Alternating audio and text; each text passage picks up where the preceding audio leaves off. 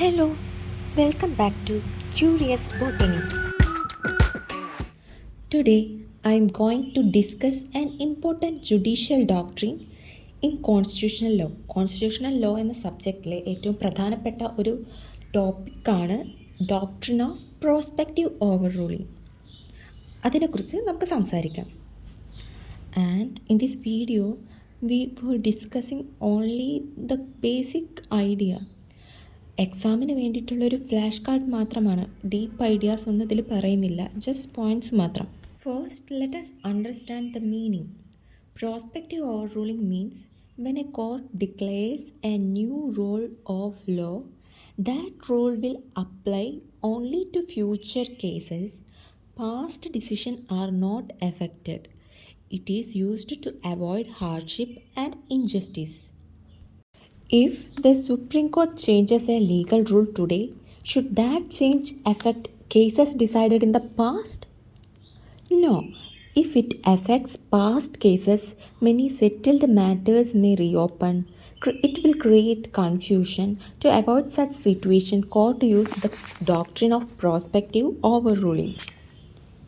The doctrine of prospective overruling means that when a court declares a new legal rule, it applies only to future cases, not to past cases. The word prospective means from now onwards. So past decisions remain valid and only future cases follow the new rule. This doctrine helps to avoid hardship and injustice to people who acted according to the old law. Supreme court ഒരു rule കൊണ്ടുവരികയാണ്. ആ rule past കേസസിനെയോ past ഡിസിഷൻസിനെയോ effect ചെയ്യില്ല. It only will effect to future cases.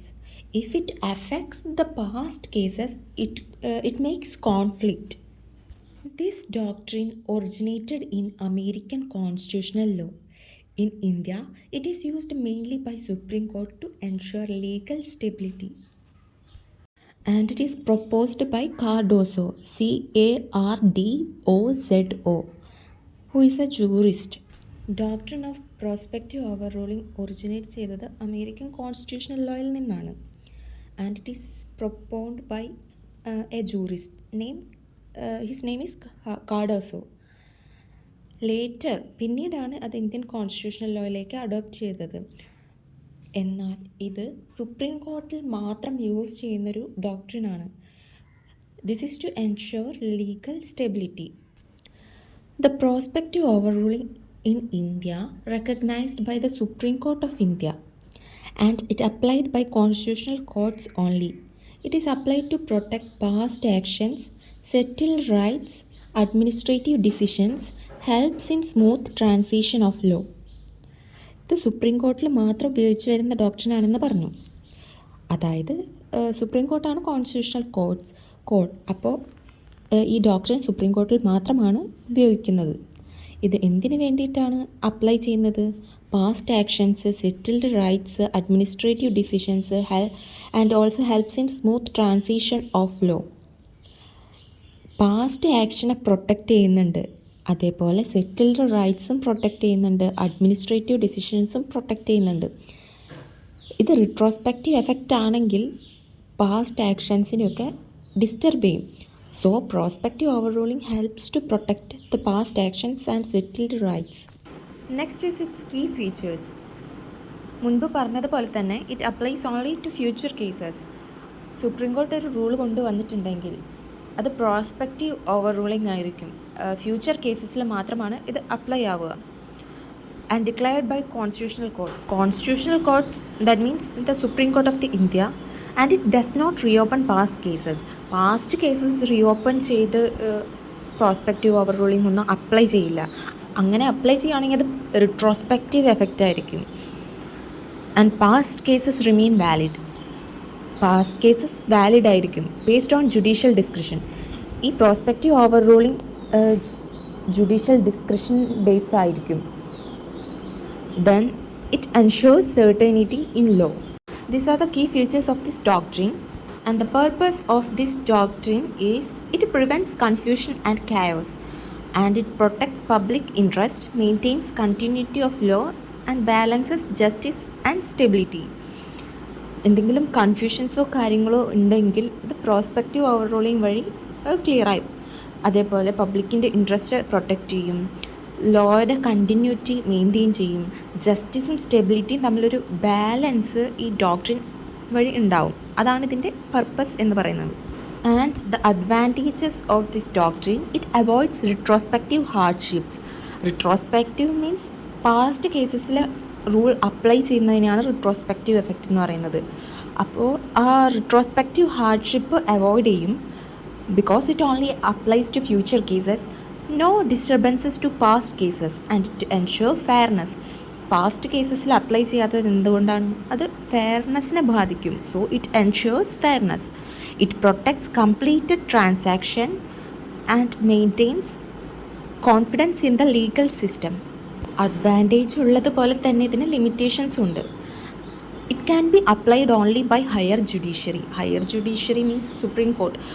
Constitutional കോർട്സിന് മാത്രമാണ് ഈ doctrine apply ചെയ്യാൻ പറ്റുള്ളൂ. And it depends on judicial discretion. ജുഡീഷ്യറിയുടെ ഡിസ്ക്രിഷൻ അനുസരിച്ചായിരിക്കും ഈ ഡോക്ട്രിൻ അപ്ലൈ ചെയ്യുക. And it not applicable in all cases. എല്ലാ കേസസിലും പ്രോസ്പെക്റ്റീവ് ഓവർ റൂളിംഗ് അപ്ലൈ ചെയ്യുന്നില്ല. Looking to its importance, it is an important tool of judicial creativity. It helps in constitutional interpretation and strengthens the rule of law. This doctrine was firstly incorporated in I.C. Golaknath and others versus State of Punjab and others case. The proposition laid down in Golaknath's case is the doctrine can be invoked only in matters arising under our constitution. It can be applied only by highest court of the country. The scope of the retrospective operation of the law declared by the Supreme Court superseding its earlier decisions is left to its discretion to be molded in accordance with the justice of the causes or matter before it. The doctrine can be invoked only in constitutional matters, but now it has been extended to the interpretation of the ordinary statutes as well. മുൻപ് പറഞ്ഞ കാര്യങ്ങളൊക്കെ തന്നെയാണ് പറയുന്നത്. Constitution related മാറ്റേഴ്സിന് മാത്രമാണ് ഈ doctrine apply ചെയ്യാൻ പറ്റുള്ളൂ. അതേപോലെ ഹയസ്റ്റ് കോർട്ടിന് അപ്ലൈ ചെയ്യാൻ പറ്റുള്ളൂ. പിന്നെ ഈ ഡോക്ട്രിൻ കോൺസ്റ്റിറ്റ്യൂഷണൽ മാറ്റേഴ്സിൽ മാത്രമല്ല ഇപ്പോൾ നോക്കുന്നത്, സ്റ്റാറ്റ്യൂട്ട്സ്, ഓർഡിനറി സ്റ്റാറ്റ്യൂട്ട്സിൽ വരുന്ന റിലേറ്റഡ് മാറ്റേഴ്സിലും ഈ ഡോക്ട്രിൻ അപ്ലൈ ആവുന്നുണ്ട്. I.C. ഗോലക്നാഥിന് ശേഷം കുറേ കേസസിൽ doctrine of prospective overruling apply ചെയ്തിട്ടുണ്ട്. അതിൽ കുറച്ച് കേസസ് മാത്രം പറയാം. Waman Rao versus union of India, Adam Prakash versus state of Haryana, Orissa cement limited versus state of Orissa. Concluding the topic prospective overruling, the doctrine of prospective overruling is a flexible judicial doctrine. It ensures justice without disturbing the past cases, and it plays a vital role in Indian constitutional jurisprudence. So that's all doctrine of prospective overruling. ഒന്നുകൂടി ഓർമ്മിപ്പിക്കുകയാണ്, ഇതൊരു flash card മാത്രമാണ്, ഡീപ്പായിട്ടൊരു video അല്ല. എക്സാമിൻ്റെ തലേ ദിവസം just ഒന്ന് remind ചെയ്യാൻ മാത്രമാണ്. അല്ലെങ്കിൽ ഒന്നും അറിയാത്തൊരാൾക്ക് കണ്ടാൽ എന്തെങ്കിലുമൊക്കെ മനസ്സിലാവണമല്ലോ, അപ്പോൾ അതിന് വേണ്ടിയിട്ട് മാത്രമാണ് ഈ video. So that's all. Thank you.